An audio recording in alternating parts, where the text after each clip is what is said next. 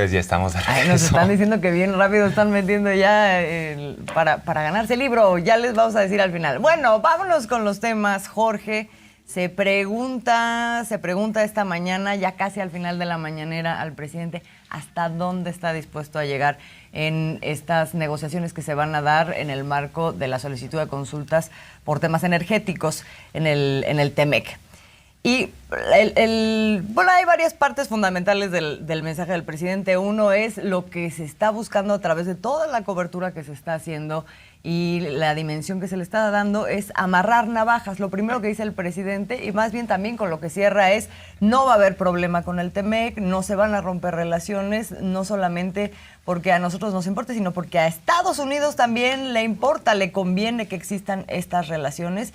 Y de hecho vamos a ver más adelante datos sobre cómo está el tema ya de la relación importaciones-exportaciones con Estados Unidos respecto a China. Pero bueno, esa es una parte y otra es sí decir hasta dónde está dispuesto a llegar, porque sí lo dijo. Sí, dice, si alguien pretende avanzar por encima de la soberanía en México, pues no vamos a ceder, o sea, ni un paso atrás, y lo ha comentado. No soy pelele, no soy títere, lo ha dicho en otras ocasiones. No me someto al gobierno de los Estados Unidos ni de cualquier otro extranjero. Tenemos buena relación con Biden y esto lo enfatiza porque el propio presidente de Estados Unidos le dice que hay un pie de igualdad entre México y Estados Unidos. Pero algunos entreguistas, sobre todo en México, andan en el ánimo de que López Obrador les abra la puerta para que se lleven todo. Y hoy el presidente retoma lo que es el capítulo 8. Y si te parece, Azul, ¿comentamos lo de reforma? Comentemos lo de reforma porque creo que es muy importante. Forma parte de toda esta cobertura de la que hablamos, en donde lo que se intenta decir es, primero, que es un conflicto mucho más grande del que podría ser en términos de lo que las negociaciones pueden tener en puerto. Y por otro lado, pues cómo está evaluando la forma en la que ha defendido el gobierno y el presidente López Obrador la legalidad de su defensa. Hoy el presidente vuelve a dar lectura del capítulo 8 del TEMEC, que implica que México tiene salvaguardada su soberanía en los temas energéticos y que además puede cambiar sus leyes a placer. Y esa es una condición que puso el gobierno entrante de la 4T en medio de las negociaciones que había. Hay que recordar que las negociaciones se abrieron en el sexenio de Peña Nieto. Entonces, hoy el presidente dice, esa es nuestra principal defensa, la parte legal. Pero diarios como Reforma dicen que eso no vale.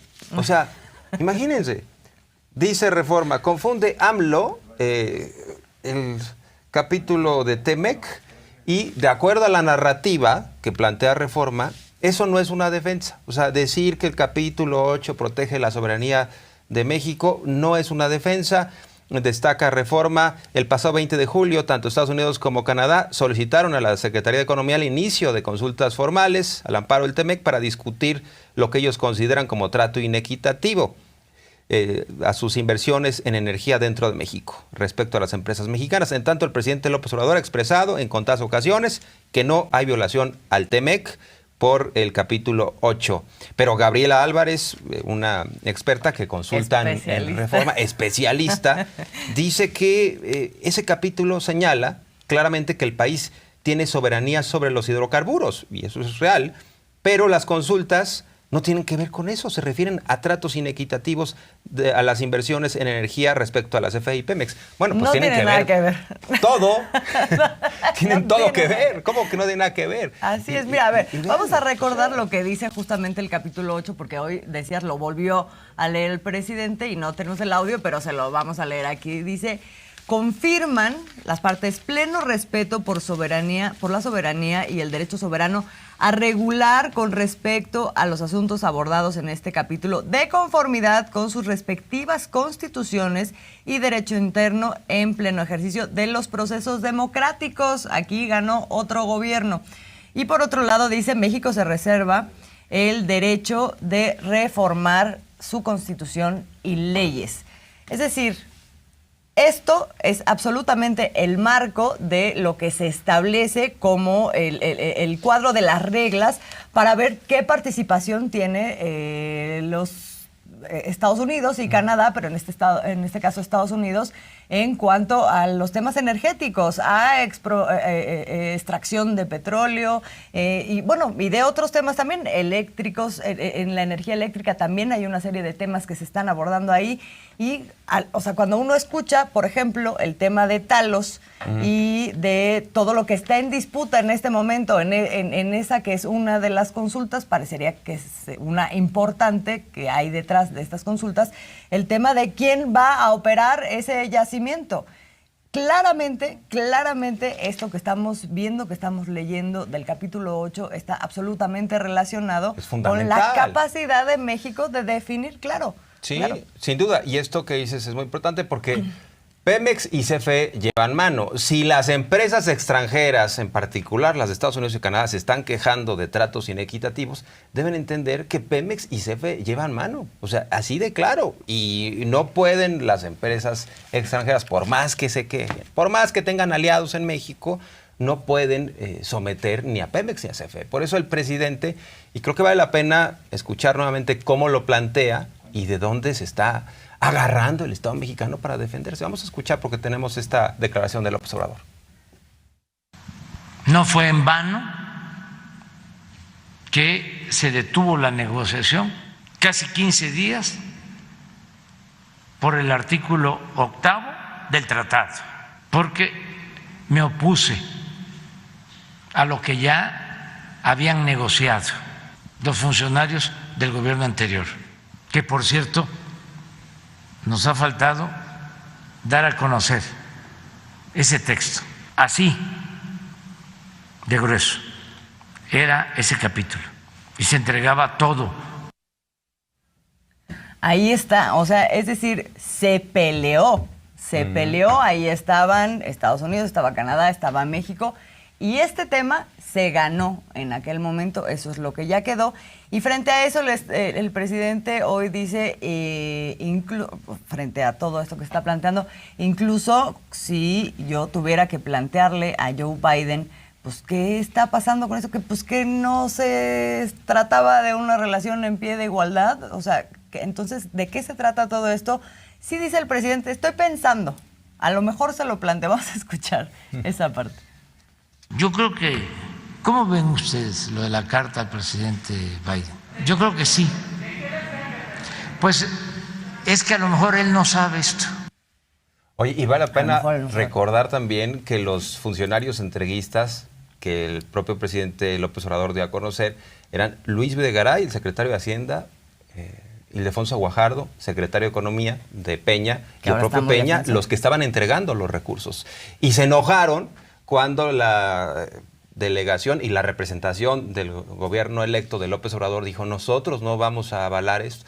Se molestaron. Yo creo que Videgaray, Guajardo y Peña Nieto se molestaron más que los propios norteamericanos, ¿no? Porque ya estaba hecho el negocio redondo. Hay que recordar que estos no daban paso sin guarache. Y el presidente ha dicho, nosotros no vamos a poner en juego nuestra soberanía ante ningún gobierno extranjero. Vamos a escuchar algo más. Primero, la cercanía con el mercado más grande del mundo. Eso es importante. Dos, hablé de la honestidad. Y tres, de la justicia. Bueno, en lo primero, aún tratándose del mercado más importante del mundo, sí, tener acceso a ese mercado nos implica ceder soberanía, no lo aceptamos. No vamos a entregar nuestra independencia a ningún gobierno. Entonces lo decimos nosotros. Bueno, pues ahí está. O sea, aunque fuera el mejor mercado, si es a costa de nuestra dignidad, eso no va a suceder. Sin embargo, hay condiciones para que esta relación se mantenga.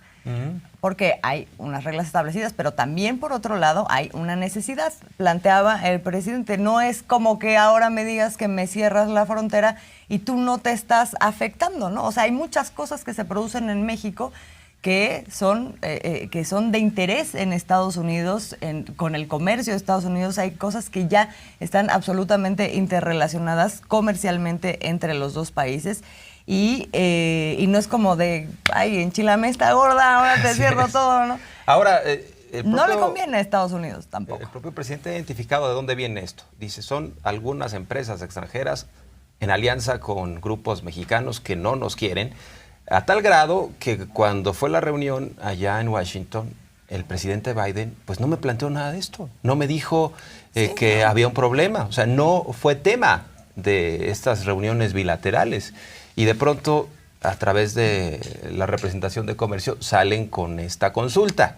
Entonces, nada más para dejarlo claro, que sí pareciera que son intereses muy particulares y que no habrá una disputa diplomática en ningún sentido con Estados Unidos. Cuando menos, el presidente López Obrador ha sido muy cuidadoso respecto a Biden y a esta insistencia de que es una relación de iguales, ¿no? Así es. Y que nos requerimos, nos necesitamos, hay interdependencia, por eso ahí están los datos, crecen las exportaciones de México. Estados Unidos cada vez importa más también de México, ya estamos alcanzando a China, o sea, en términos comerciales vamos bien. Esto es importante porque es un giro a la tendencia que existía antes, Jorge, siempre con el Tratado de Libre Comercio. Una de las cosas que se prometieron es que iban a incrementar nuestras exportaciones a Estados Unidos. Esto no sucedía así en comparación con China antes del TEMEC, porque China justamente se empezó a convertir en la fábrica del mundo y generaba la mayor cantidad de exportaciones hacia Estados Unidos. Hoy ya México tiene más cantidad de exportaciones, como aquí lo vemos en este gráfico, que China hacia Estados Unidos. Está importando más Estados Unidos de México que de China. Entonces, bueno, pues esta es una de las fortalezas y de las condiciones que el presidente pone sobre la mesa como dato para decir, bueno, aquí estamos en una situación que conviene a ambos países. Ya veíamos lo de las cadenas de suministros y cómo regionalmente van a cobrar más valor, ¿no? La posibilidad de que se den esas cadenas y no entre continentes. Y el mensaje que están pasando. Final, estimada Azul, es: vamos muy bien en términos comerciales, nada más no se metan con nuestro petróleo, no se metan con nuestros recursos energéticos y estratégicos. La capacidad de definir, ¿no?, nuestras reglas. Sí. Así es, y bueno, pues ahí están las propias reglas del juego para que no digan que López Obrador no quiere respetar el TEMEC, porque algunos catastrofistas ya andan diciendo, va a cancelar el tratado. No, no va por ahí. Pero bueno, ya sabemos cómo son algunas narrativas. El presidente también presumió lo del superpeso. Otra vez dio a conocer cómo está la moneda frente a otras en relación al propio dólar. La variación del tipo de cambio respecto al dólar. Hay que destacar que esto desde ayer lo resaltó. Ahora nos coloca una nueva gráfica donde pues Reino Unido, la libra, le ha ido bastante mal frente al dólar. Es la moneda que más se ha depreciado, y el peso bastante estable, está fortalecido, ¿no? Y bueno, pues es incluso materia de análisis en internacionalmente. Medios extranjeros serios, ¿no? ¿Qué está pasando? Sí. ¿Qué está pasando con México y el superpeso? Bloomberg, ¿no? Decíamos ayer. Pero bueno, ahí está esta comparación internacional, otro de los indicadores que muestran pues más o menos cómo se encuentran pues la economía mexicana en términos de sus finanzas, también en términos de la relación con otros países. Nos hablaban hoy también del incremento de la inversión extranjera directa, que no solamente tiene buena perspectiva, sino ya en este momento se ha incrementado. Por ahí le vamos a confirmar el dato. Lo estuvimos esperando y lo estuvimos buscando, no lo hemos encontrado, pero se lo vamos a dar, el del INEGI más reciente sobre la inversión extranjera directa.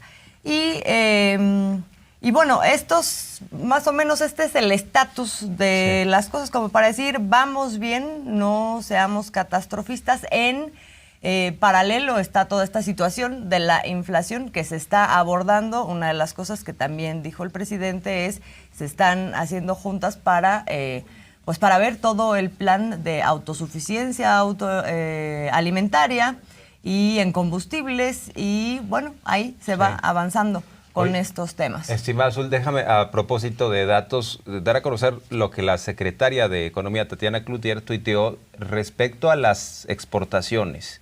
Y son datos del INEGI, y vale la pena subrayar esto.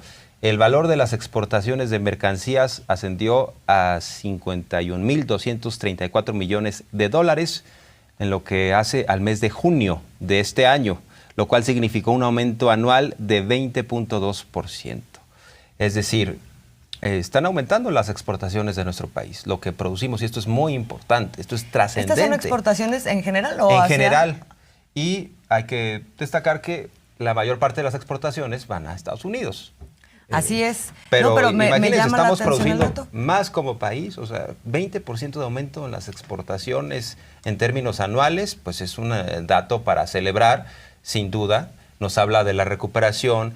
Hay que resaltar que México crece este año un 2.4%, más que Estados Unidos, más que Japón, o sea, más que potencias. En medio también de estos analistas que decían que pues íbamos a tener recesión este mismo año y que el próximo estaría peor. Entonces, ahí vamos, con la fórmula de López Obrador que dice, entre otras cosas, es muy importante, sí, que somos vecinos de Estados Unidos, pero que somos honestos, que tenemos un gobierno que ya no propende a la corrupción. Vamos a escuchar esto, ¿no? Porque ahí tenemos el byte ya muy anunciado sobre lo de la honestidad. Vamos a escuchar al presidente. La mayor riqueza de México es la honestidad de su pueblo. Eso es importantísimo, porque aunque haya una crisis, si hay honestidad, si no hay corrupción, podemos enfrentarla. Y la otra tiene que ver con la justicia, con darle más al que tiene menos. Esto antes se llamaba distribución de la riqueza y luego lo suavizaron llamándole distribución del ingreso, pero es justicia. A ver, vamos a darle tantito contexto a esto.